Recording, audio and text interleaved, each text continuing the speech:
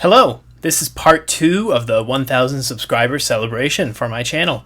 Thank you all so much again for watching and learning with me about all the great books that we've covered so far. Today I'll be reviewing Socrates Meets Jesus by Peter Kreeft.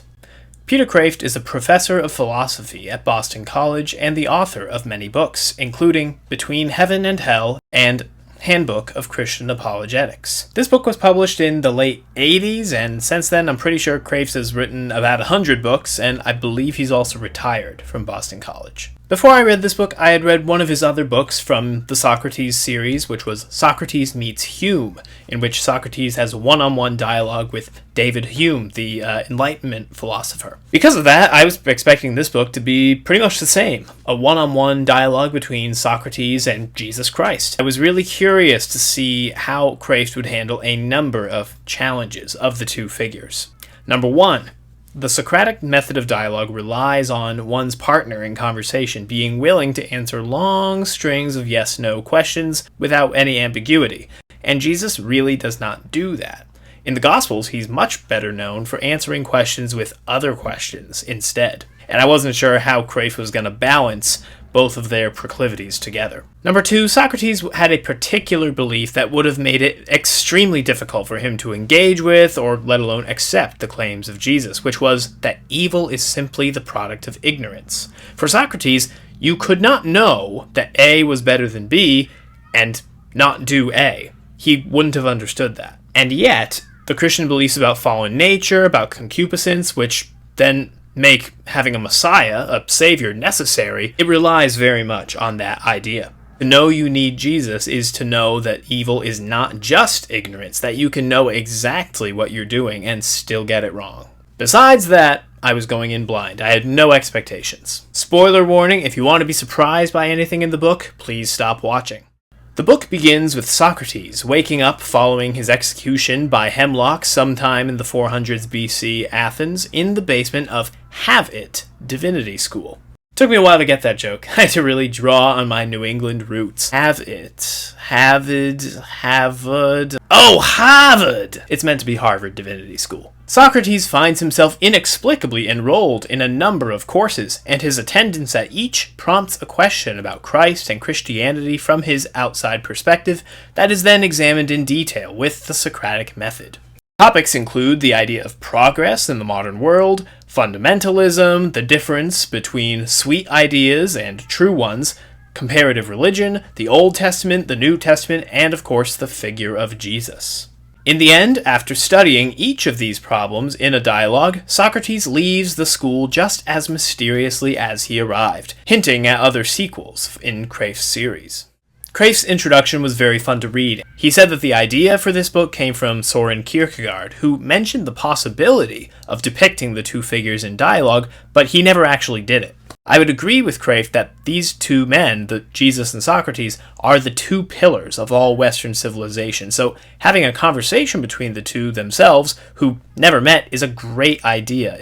Kreeft himself admits that he doesn't even try to let Jesus speak his own part and make an appearance physically in the story, as it's nearly impossible to write him as a literary character. In the process, he gives credit to the two writers who he thinks have come the closest to doing so: Fyodor Dostoevsky and C.S. Lewis. Dostoevsky captures him pretty well in The Brothers Karamazov, in the Grand Inquisitor short story, which many people are familiar with, but that's mostly because Jesus doesn't say anything. And then C.S. Lewis captures him in his Narnia books through the character of Aslan, but that only works because he's a lion in another world. The characteristics of Jesus that make him so difficult to express are bypassed and made more explicit, more symbolic, rather than implicit.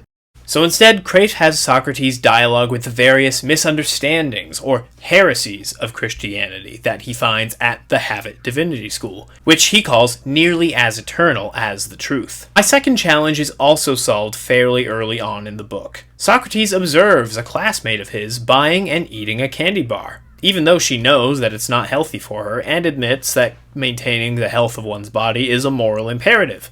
But she does it anyway. As would I. Socrates is flabbergasted, but revises his earlier supposition, now admitting that desire and will can get in the way of reason. In my view, the most challenging task Kreeft has after those two other ones that he answered is creating a faithful representation of Socrates, not just how he was in Athens, but how he actually may interact and participate in our modern discussions of Christianity. Kreeft succeeds on the whole, but inevitably he's unable to advance the discussions or the plot of the book productively without adding to or perhaps developing Socrates in a few ways. How is Kreeft faithful to Socrates? Well, he maintains the same style of examination throughout most of the dialogues. Socrates asks questions about whatever the topic at hand is, treating his interlocutor as the expert on the subject. He does not make many suppositions himself, but he does provide analogies or ask clarifying questions, pointed questions, in order to try to understand the argument and look for holes, and he recognizes when a question is not being answered. He maintains that he does not know anything, and that is his basis for wisdom. In fact, the dialogues of Plato usually do end in Socrates finding that the person he's talking to has as little knowledge of the topic at hand as he does, despite repeated claims to the contrary. The dialogues of Kreeft are similar, with some exceptions that I'll get into. Kreeft has Socrates approve the writings of Plato as being based off of his real conversations that he had, but he also makes a slight distinction between what Plato believed and expressed in the writings versus what Socrates himself did from time to time. And that's fair. Many scholars would actually agree with this, and depending on who you're reading, they'll use it to suppose that maybe not all of the dialogues were real conversations of Socrates, or they'll make distinctions between Plato, Socrates, and Plato-Socrates. Kreeft seems to have found a way to have his cake and eat it too. Anyways, that is all classic Socrates. That's all very well represented in the book. Kreeft does change the character of Socrates somewhat, or perhaps allows him to naturally develop. Up to you, I suppose. Perhaps this is how Socrates would be, if placed under the conditions Kreeft depicts him in. We'll take a look at it. For one, there was the problem of evil being synonymous with ignorance that I talked about earlier. Kreeft does away with that pretty quickly. He takes Socrates as he was, provides him with a counterexample of a belief that he held sincerely in life, and he actually revises it as a result. Socrates could and does change his mind in the midst of a dialogue now and then, so that in itself is not a departure. The departure is that we now have a Socrates who no longer believes in a well-known Socratic belief. However, I think this is a reasonable departure, that Socrates would react this way when shown proper evidence, and that today's world has it in abundance. But you could disagree if you wanted. Socrates is dead, so we could never know for sure. On occasion, when considering one of the dialogue topics, Socrates seems to stumble upon doctrines or ideas from the past 2,400 years that he was not present for, just by reasoning, supposing them as logical possibilities within the conversation at hand. However, this is not Kreeft slipping up and unknowingly allowing his own knowledge to penetrate the character of Socrates instead of what Socrates himself actually would have known. Instead, the author immediately acknowledges when he does this, and Socrates' conversational partners will point out, "Oh, hey, Socrates, you got that idea from this person, didn't you?" And then Socrates will usually say, "No." But as a further method of explanation, Kreeft has Socrates say that if two men say the same true thing, it's not necessary that one copied from another, but perhaps they both were looking at the truth. Now, Socrates could have just come across these ideas through reason. Could he have done it so quickly, immediately, and then accurately squared each new bit of information he gained so as to adjust his philosophy accordingly in real time within a dialogue, within 2 weeks, in fact, and only 9 dialogues during that time? No. Well, actually, it's Socrates, so maybe. But I suspect that Kreeft has Socrates do this not because it's realistic, but for the purpose of saving time and space. It's a pretty short book. Socrates does, however, also learn things organically. As a person walking around for weeks at a time at Harvard, he has and takes the time to pick up material or information that is new to him. For example, Kreeft has him read the entire Bible over the course of 2 weeks. I think that Socrates actually would do this if he found himself in today's environment and was tasked with examining Christianity, which is the premise of the book. That's exactly what he's told he has to do.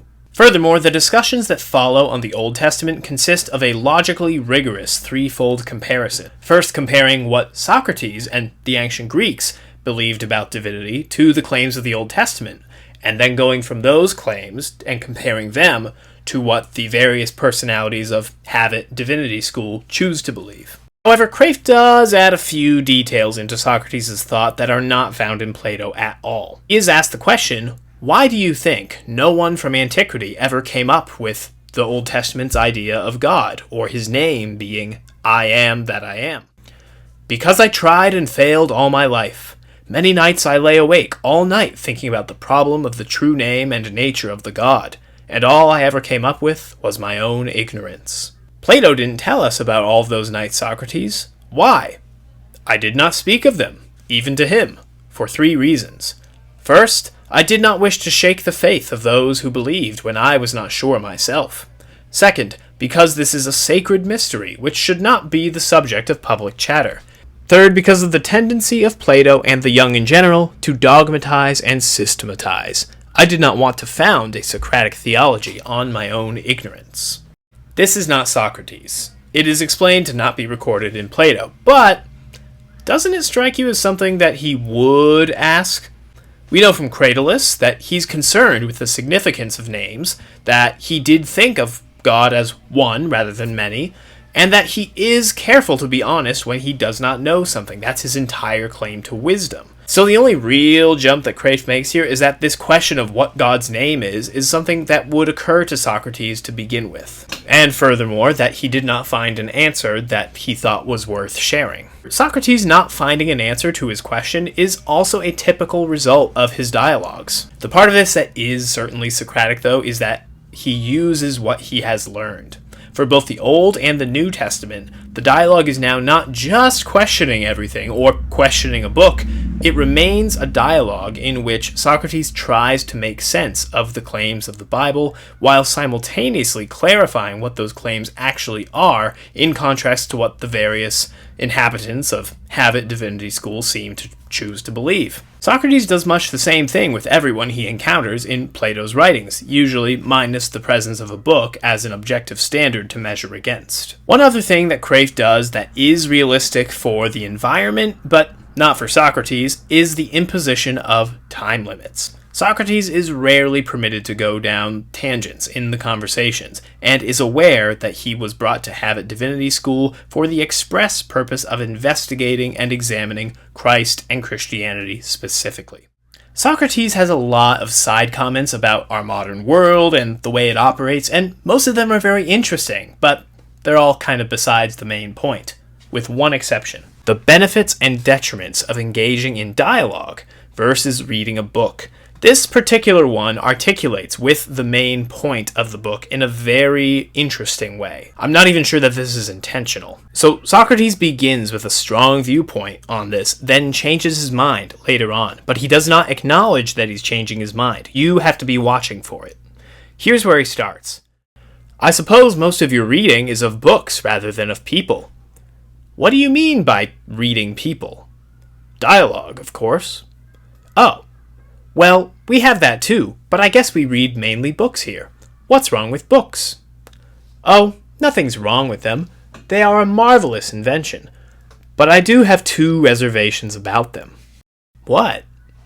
One of them I learned from the Egyptian legend about the god Thoth, who gave to the pharaoh the invention of printing. The pharaoh was unabashedly grateful, but Thoth warned that what he gave with one hand he took with another. That when we have a greater external memory in a book, we have a lesser internal memory in the soul. That books can easily become like parasites, living off the blood of their host, the mind. And the second thing is that they are like corpses rather than like the living, in that they always give the same answer back to you whenever you question them. I always preferred to dialogue with the living, whose answers are unpredictable, rather than to dialogue with the dead. This was written before smartphones and the internet. What skills might those be impacting, do you think? That's besides the main point, though. What I want to show you is how that scene compares to the passage at the end of the book, after Socrates has learned the New Testament. I know now why I was brought back to life in your time. It was to meet a person who was born 400 years after I died. Do you mean that you had a mystical experience? Or was it just a matter of sitting down and thinking rationally? I do not see why you call meeting a person a mystical experience. Are you having one now? But I'm meeting a real person. You only read a book. No, I did not only read a book. I met a real person. The book was not the object of my experience, only the medium, or the occasion. What he's talking about is that through his reading of the Bible, the living Word of God, Socrates encounters the person of Jesus. In doing so, we can see that he has perhaps found a way around his hang-ups with books. What if there was a book that allowed you to speak, not to a dead person, but to a living one, in which you always found something new? This leads us into the next major theme, I think, the main point of the book. In the final chapter, after Socrates reads the New Testament, he accepts the gospel. Kreeft knows his subject well. Socrates' inner daimon, the god who guided him throughout his life, his martyrdom for the sake of the truth, and his disbelief in the Olympian gods are all referenced. Add that to the real distinctions that he would have noticed between the God of the Old Testament and the God as the Greeks would have thought of them, and how well that God harmonizes with his pursuit of truth and the forms. Even on this channel, some of my guests have noticed the similarity between the words of Socrates and the words of the Bible just through reading Plato. It's not an unreasonable supposition. But that's not the main point, that's just the plot summary. The main point is not about Socrates, but about us, or as Socrates says, about Christ. Kreeft shows us through Socrates what perhaps only someone from before Christ's time could. That Christianity, accepted or rejected, is a big deal. You can't be half in or half out. If you grant that the incarnation happened, that the person of Jesus was God as he claimed to be, and you understand the gravity of that eternity, infinity, infused itself into time and space at a certain moment in time, that can be nothing else but the most important event in the history of the world. Nothing, not even yourselves, can ever be the same again afterward. To say otherwise, you're not understanding the gravity of it, or you're not quite believing that it happened, as the Have-It students and professors do. Socrates does get the gravity of it because he's lived without it. He's hearing all of this for the first time. In fact, he's so struck by this that his last unanswered question, a big slap in the face, is, where are all the Christians? The ones who take it seriously, who act as if it was the huge, great event that it was, who are full of life as a result. He does not see any of them at Have-It. So to bring it all together, if the incarnation really happened, then everything that came before it led to it, and all that came after flowed from it. This means that Socrates himself would have had to have been part of that divine plan. It makes sense, seeing how he and Jesus are basically the two most critical figures of Western civilization. And so, Kreeft reasons that Socrates would not reject, but would in fact embrace the truth that he sought his entire life. Through dialogue, Kreeft uses the person of Socrates to expose many misunderstandings or distortions of Christianity, to show that whether it is accepted or rejected, it cannot be so half-heartedly. It is not a lightweight religion with milquetoast platitudes, but a robust and living person, Jesus, the God-man, through whom, if real, nothing could ever be the same again. If you're familiar with Plato, you'll enjoy this book a lot. If you're familiar with the Bible, probably even more so. If you're familiar with one but not the other, I hope it gets you to read the other. And also, if you really love good puns, read this book. Let me know down below what you think. Have you read Socrates Meets Jesus by Peter Kreeft? What did you think of it? Am I giving Peter Kreeft too much credit in his portrayal of Socrates and the dialogue that follows? Or does he do a better job than I think he did? Thanks for watching, and I'll see you next time. Once again, thank you so much for watching my videos. For the 1,000 subscribers, I really appreciate it. It's been so much fun.